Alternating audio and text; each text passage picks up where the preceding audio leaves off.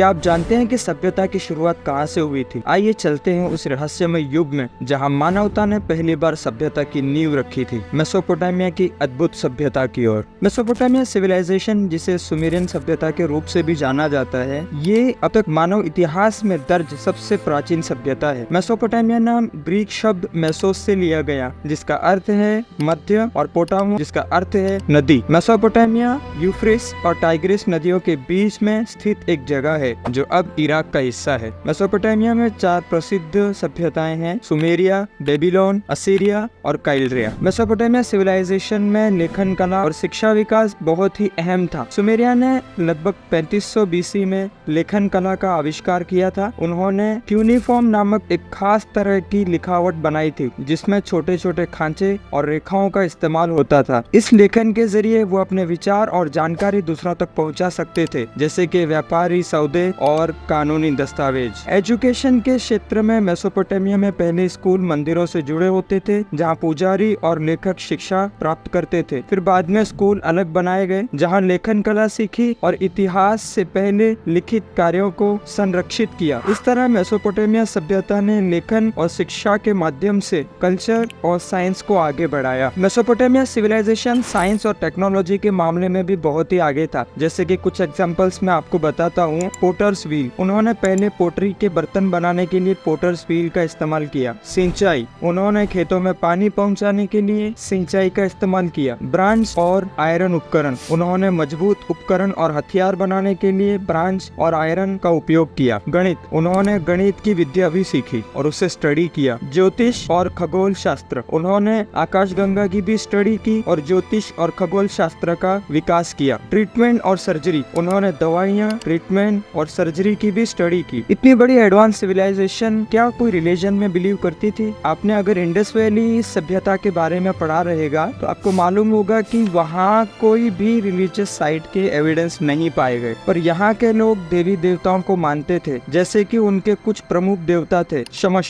सूर्य देवता, एनलिल वायु देवता, कन्नार चंद्र देवता और अनु आकाश देवता। उनका मानना था कि ब्रह्मांड एक सपाट डिस्क है जिसे स्वर्ग से गिराया हुआ है, और जीवन के बारे में भी गहरे सवाल करते थे, जैसे कि हम कौन हैं और कहां से आए हैं। मेसोपोटामिया सिविलाइजेशन के आर्ट्स और आर्किटेक्ट्स भी कमाल के होते थे, जैसे कि मूर्ति कला, उन्होंने पत्थर और धातु से बनी मूर्तियां बनाई जो देवी देवताओं और राजाओं और जानवरों की होती थी। चित्रकला, दीवारों पर बने चित्र और रंगीन टाइल्स से सजावट की जाती थी। उन्होंने जिगुड़ या जिग्राट जैसे विशाल ऊंचे मंदिर बनाए जिनमें सीढ़ियां लगी होती थी और उनकी ऊंचाई आसमान की ओर जाती थी। पर इस सिविलाइजेशन का आखिर अंत कैसे हुआ? कहते हैं 539 बीसी में साइरस द ग्रेट के द्वारा बेबीलोन की विजय ने मेसोपोटामिया के मूल नियंत्रण को समाप्त कर दिया और इसे फारसी, यूनानियों और पार्थियानों द्वारा शासित और भी बड़े साम्राज्य में शामिल कर लिया। हालांकि 539 बीसी में साइरस ने